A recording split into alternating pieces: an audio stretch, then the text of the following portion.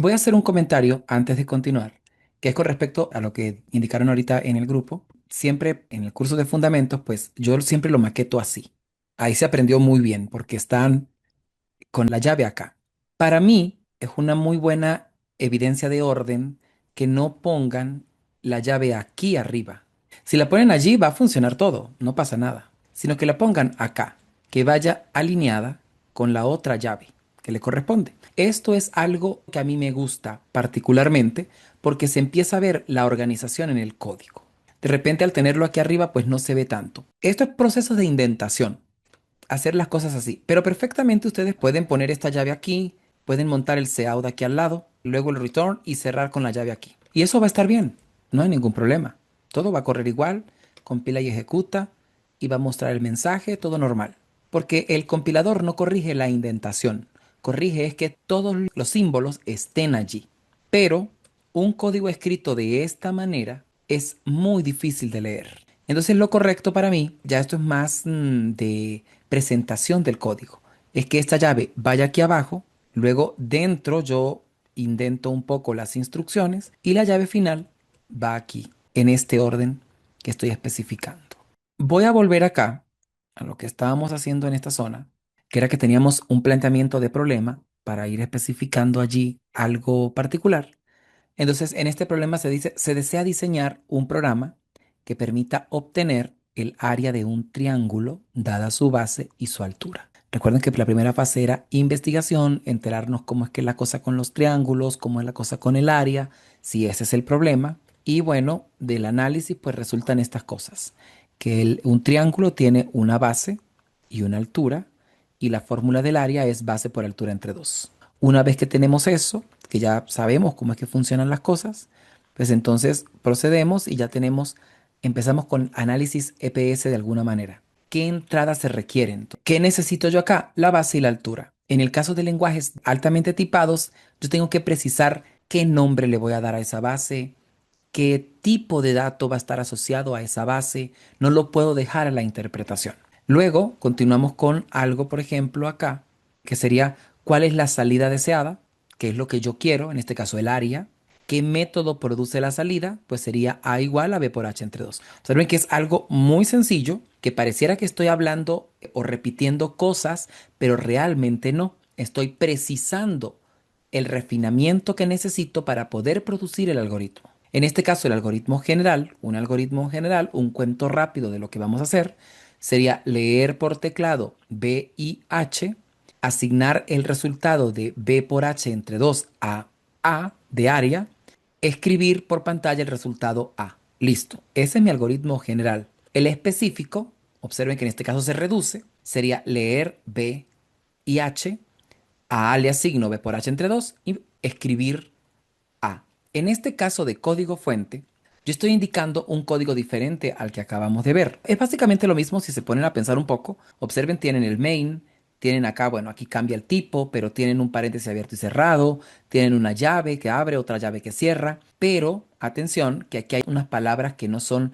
el cout que acabamos de ver, que es un scan y un scanf y un printf, que precisamente son las directivas en lenguaje C, no C++, sino lenguaje C. Pero observen que la traducción del algoritmo es muy precisa. Leer se tradujo en scanf y le pasé allí unos atributos. La línea que corresponde al proceso que voy a aplicar se escribió tal cual, solo se le agregó un punto y coma. Y escribir se asoció con un método propio del lenguaje C que se llama printf, que es imprimir para que imprimiera en pantalla A. Y aquí está el scanf, que es escanear, que es leer, obtener, capturar.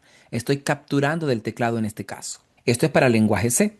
En lenguaje C, pues se tiene el scanf y el printf. En lenguaje C++, aunque los puedo utilizar, tengo es el cout y el cint. Esto es muy importante. Ahorita vamos a estar chequeando esta parte acá. En general, cuando nosotros hablamos de modularidad, para empezar a introducirla, nos concentramos en el principio de divide y vencerás o de divide and conquer, que lo que hace es que la solución al problema yo la voy a picar en pequeños pedacitos que sean más fáciles de resolver. Y a esto los voy a llamar módulos. Pueden haber tantos módulos como usted desee, pero de todos esos módulos hay uno que se va a llamar principal y va a ser la función principal. Para el lenguaje C++, la función principal es main. Igual para Java, Python no tiene función principal. Van variando, pero bueno, C utiliza una función principal. Y los demás módulos van a estar divididos entre dos tipos particulares. Vamos a irnos primero con la parte del SEIN y voy a introducir un primer problema. Voy a resolver un problema con ustedes para que ustedes vean cómo sería el proceso. Obviamente voy a plantear problemas muy fáciles en esta sesión, de manera que todos empecemos a calentar motores. El computador y el lenguaje C++ particularmente necesita saber de qué tipos de datos son las variables que nosotros utilicemos. Los conjuntos numéricos vienen de muchos tipos. Podemos tener enteros, que son los números enteros. Podemos tener reales, que son los números con decimales. Podemos tener muchas cosas. Podemos tener vacas, si queremos. Podemos tener hormigas. En fin, podemos tener cualquier tipo de dato. El tipo de dato persona.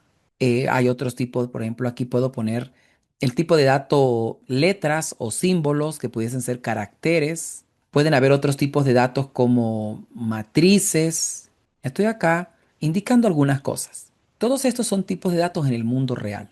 Pero C++, por ejemplo, estos tres que están acá, junto con otro que ya los voy a introducir luego, los conoce como tipos de datos simples y ya vienen concebidos dentro. Por ejemplo, si yo quiero, esto es para solamente hacer prueba con la tilde de negrita. Si yo escribo entero, no pasa nada, ¿no? Pero hay palabras reservadas que no se pueden utilizar porque ya el lenguaje las implementa para algo muy particular. Por ejemplo, cuando yo quiera hacer un entero, ya el compilador va a saber que es un entero si yo uso la palabra int. Observen que la pone en negrita. Int de integer en inglés, pero entero en español. Si yo quiero los números reales también se conocen como números de punto flotante y entonces C++ los puede conocer con la palabra float. También tiene otra asociada para esto que es la palabra double, que es para más precisión.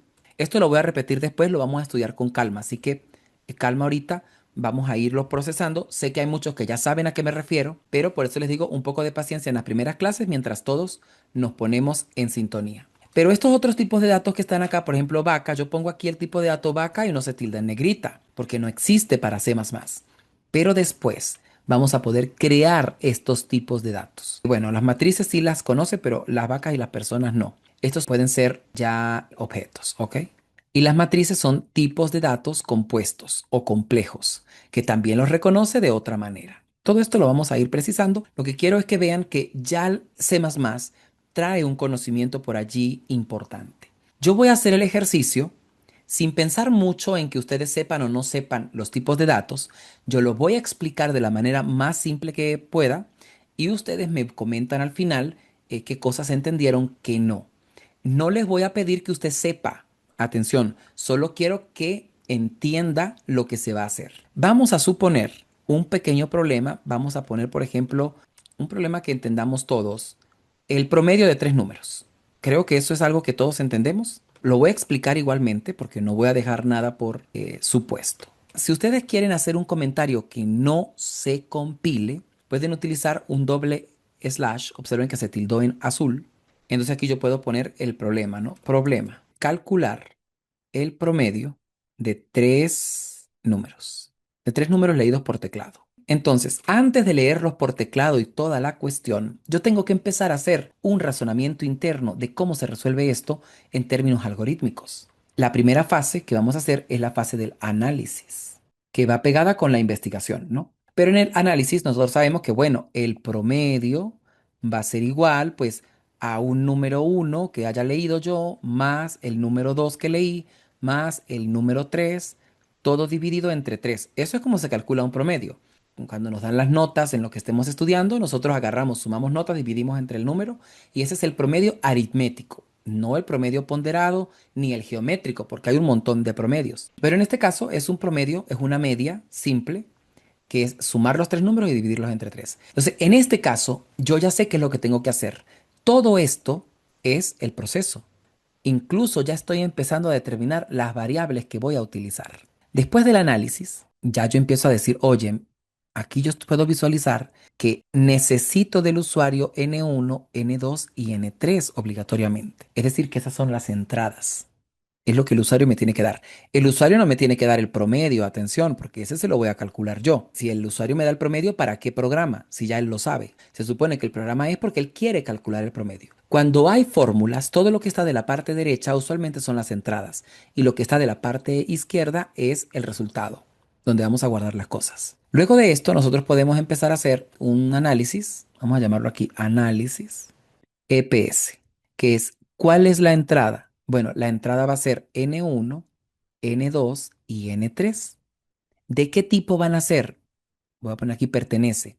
¿Pertenece a qué tipo de dato? Es decir, ¿las notas son solo enteras o las notas pueden ser reales? O sea, con decimales. Son reales. Voy a poner aquí una R de reales. Las notas pueden tener decimales. ¿Cuál es el proceso? Bueno, el proceso es asignarle a Pro N1 más N2 más N3, todo dividido entre 3. ¿Y qué es la salida? ¿Cuál es la salida? Bueno, la salida es Pro. Ya con esto yo determino quiénes son las entradas, cuál es el proceso y cuál es la salida. Y luego viene el algoritmo general. ¿Cuál es mi algoritmo general? Entonces, este es el cuento rápido de cómo resuelvo yo el problema. ¿Cómo lo resuelvo? Bueno, lo primero que yo voy a hacer es leer N1, N2 y N3. Luego, en pro, guardo la suma de N1, N2, N3 dividida entre 3, porque este es el caso. Punto. Finalmente, muestro o imprimo o lo que sea, pro. Aquí está mi algoritmo general. Usted puede ocurrírsele otro algoritmo general diferente y eso va a generar otra cosa, otro resultado, pero otro proceso de resultado, pero el mismo resultado, porque tiene que ser el promedio. Luego de esto, ya entonces yo paso a lo que sería un algoritmo específico. Voy a poner aquí algoritmo específico. Si son varias cosas las que yo quiero comentar, puedo hacer un slash asterisco, acá slash asterisco, asterisco, slash. Y dentro de esto, todo lo que yo escriba es un comentario, o sea, no se compila. Entonces aquí yo voy a empezar a traducir mi algoritmo general a un algoritmo específico, algo más que sea más preciso. Entonces, yo me estoy dando cuenta que en todo mi proceso tengo unas variables allí. Tengo la variable N1, N2, N3 y Pro. Tengo estas tres variables. ¿Por qué son variables? Bueno, porque realmente son unos identificadores, unos nombres que yo estoy otorgando para que se guarde la información allí. Entonces, básicamente yo necesito crear. Para el computador tengo que decirle todo. Entonces le tengo que decir, mira, hay que crear a N1, a N2, a N3 y a Pro como reales. O sea, números reales, con decimales. Perfecto. Luego, ¿qué voy a hacer yo? Bueno, lo siguiente que voy a hacer es pedir al usuario que se indique los números. Siguiente paso, leer los números. Luego que ya tengo esto, sería calcular el promedio. Y finalmente, mostrar el promedio.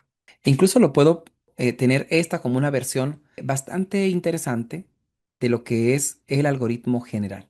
Pero voy a seguir traduciéndolo. Pedir al usuario que se indique los números. Puedo poner más bien imprimir en pantalla, ¿no? Imprimir y aquí le digo que quiero que imprima para información del usuario. Imprimir, indique los números. Y acá yo puedo decir, oye, leer los números. Bueno, puedo poner leer N1, luego leer N2 y luego leer N3. Ya leí todos los números. ¿Cómo es eso de calcular promedio? Bueno, en Pro, acá en Pro, que es la variable que va a guardar el resultado, le voy a asignar lo que se haya guardado en N1 más lo que se haya guardado en N2 más lo que se haya guardado en N3 dividido entre 3, punto y coma. Y finalmente, mostrar promedio. Yo sé que el promedio está en Pro. Entonces le puedo decir imprimir.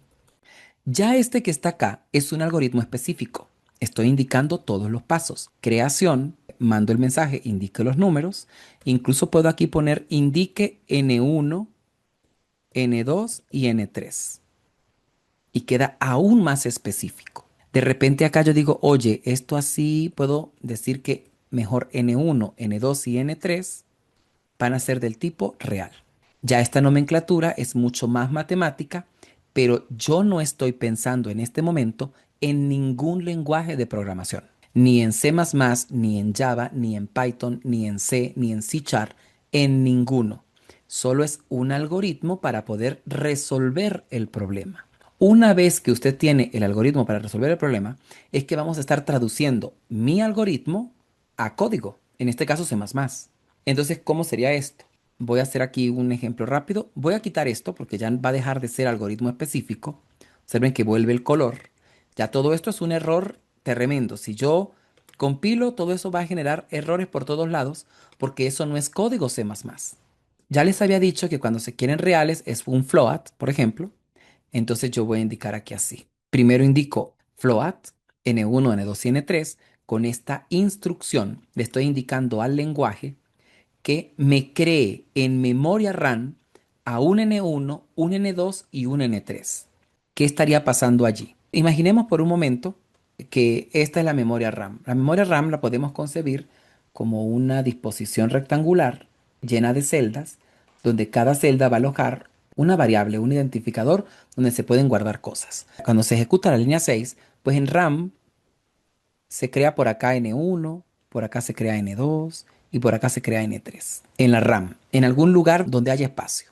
Luego cuando pasamos a la siguiente línea, que es imprimir, esto se va a mostrar en la consola. Entonces, si yo quiero que se muestre en la consola, voy a utilizar el objeto cout, que es el que muestra en la consola, para que indique eso exactamente, ¿no? Indique N1, N2 y N3. Ahora venimos con leer. ¿Cómo hago yo leer? Porque el usuario va a presionar las teclas y yo necesito capturar la información que presionó el usuario en las teclas. Cout tiene un hermanito que se llama Cin. Cin de input, de entrada, que utiliza un operador de extracción porque va a extraer la información del buffer que va a alimentar la consola. Y acá pongo el operador de extracción es el contrario al operador de inserción. Es este, el paréntesis angular cerrando repetido. Esta instrucción, si yo la cierro con punto y coma, lo que le está diciendo es, mira, Sein, ve y recoge lo primero que marcaron en la consola y guárdalo en N1. Supongamos que nosotros marcamos en consola 7, 8 y 9. Pongamos. Entonces, este 7 se va a guardar en N1, porque es el primero que aparece. Luego, lo mismo va a ser, le digo, oye, Sein, por favor, lee N2. Entonces, el 8, que es el que sigue, se va a marcar en la N2, que sería 8. Y finalmente en N3 va a quedar el 9, porque aquí vamos a poner de la misma manera un Sein. Esta línea ya está lista, ¿no? Le faltaba el punto y coma y se lo puse ahorita hace un momento. Imprimir Pro va a ser exactamente lo mismo.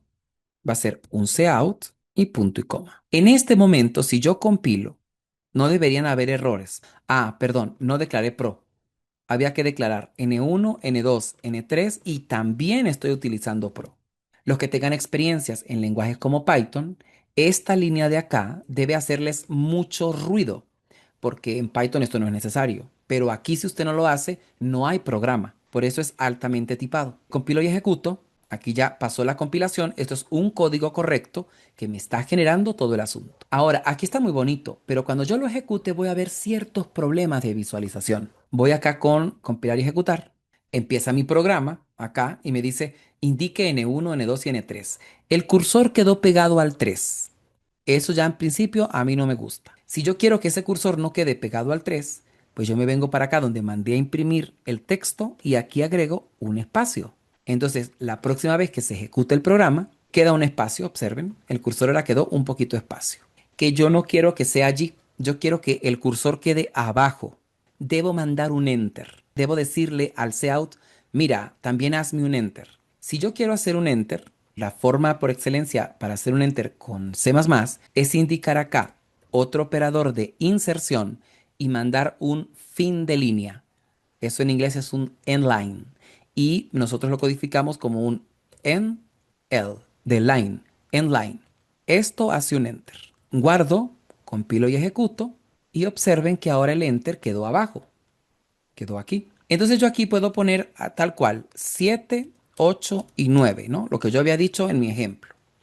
Al yo dar enter, inmediatamente me dice 8, el promedio es 8, pero no me dice más información, como que faltan cosas. Entonces yo puedo aquí en el cout decir, oye, voy a poner un texto que diga el promedio es dos puntos, un espacio, y aquí debo poner otro operador de inserción. Es decir, que por cada cosa que yo le envíe al cout debe ir un operador de inserción. Puedo enviar la cantidad que yo quiera, separadas con operadores de inserción. Compilo y ejecuto, y aquí está, ¿no? Vamos a hacerlo con otro ejemplo. Por ejemplo, 13.4 es una de las notas, 15.7 y 12.9, por ejemplo. Entonces me dice, el promedio es 14. Habría que sacar la cuenta a ver si en efecto es 14 y no 14 punto algo. Vamos a probarlo con otro número. A ver, 20, 20, una nota. La otra es 10 y la otra es 15.5. Entonces me dice que en efecto el promedio es 15.1667. Este es un programa. Ahorita sé que muchos son capaces de hacerlo porque es un programa bastante sencillo, pero hay otros que sé que no tienen tanta experiencia con C++ y entonces es nuevo todo esto. Realmente la dificultad es acostumbrarse a este cout, a este cin y a la declaración. Eso básicamente de lo que queremos hacer.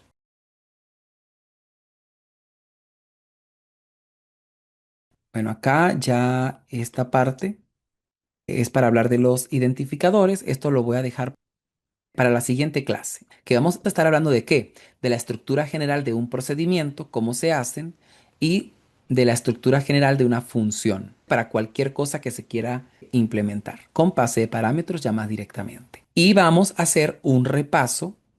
Déjenme por acá chequear y les muestro. Les puedo cargar las diapositivas para que ustedes les echen un ojito si tienen tiempo, de manera que no sea sorpresa. Aquí la idea no es que la clase sea una sorpresa para nada. La idea es que usted pueda capturar toda la información de la mejor manera. Ajá, en la siguiente parte, creo que esta información toda la voy a montar en el Classroom que les indiqué que vamos a abrir para que usted le eche un ojo. No es obligatorio, aquí yo voy a estar discutiéndolo todo desde el principio, pero vamos a ver cositas de diseño de algoritmos, tipos de datos, vamos a ver cómo se caracterizan o cómo se clasifican los tipos de datos en general. También vamos a ver cómo se dividen en simples y complejos. Los simples son enteros, reales, booleanos y caracteres. ¿Qué es un identificador? ¿Cuáles son las características que tiene un identificador? Y vamos a estudiar, hacer un repaso, porque es necesario, sobre variables. Declaración, inicialización, asignación destructiva. Esto pienso que lo podamos hacer en las primeras dos sesiones de la próxima parte para empezar con algunas maquetaciones interesantes. Ok, esto lo vamos a ver en la siguiente clase porque hay que verlo todo en una misma sesión para que sea más interesante y aprovechar, sobre todo para capturar la parte de los apuntadores, que es algo que para muchos va a ser nuevo y es importante manejarlo. Luego de esto, en la siguiente sesión vamos a elegir entonces por qué diseño nos vamos a ir, por qué simulador, porque los siguientes ejercicios que vienen, que es para hacer repasos de estructuras, de pases de parámetros por valor, todo el esfuerzo que vamos a dedicar va a ser en pro a la construcción inicial del mismo simulador.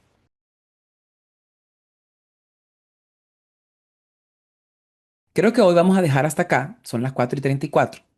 Bueno, una vez más, pues bienvenidos al programa de diplomado. La intención siempre va a ser que ustedes puedan hacer todas las preguntas que ustedes quieran o las que se les ocurran, porque no es porque algo no entendieron. Mi consejo personal es que no se dejen hacer la noche con las preguntas, es decir, no espere tanto tiempo para hacer preguntas. Hágalas desde el principio, que eso nos va a ayudar a todos. A mí me va a ayudar poder observar por dónde van ustedes, cuánto van a ir pudiendo producir los que vienen del curso que acaba de terminar de fundamentos, que ahorita de repente digan, está la parte inicial, pues estamos haciendo muchas cosas parecidas allí, obviamente, porque estamos volviendo a capturarlo todo para matizarlo, pero nos vamos a poner ahorita en algunas cosas nuevas que van a ser muy interesantes para lenguajes C++. Listo, ¿algún comentario o alguna pregunta que se tenga? Por favor la hacen, si no, estamos listos, esperan al día lunes para poder hacer la publicación del material, para que lo tengan a la mano Y bueno, pueden hacer preguntas durante la semana también, no hay ningún problema. Listo, muchachos, entonces, estamos listos por el día de hoy. Nos vemos entonces el próximo fin de semana a la 1 de la tarde. Feliz tarde, muchachos.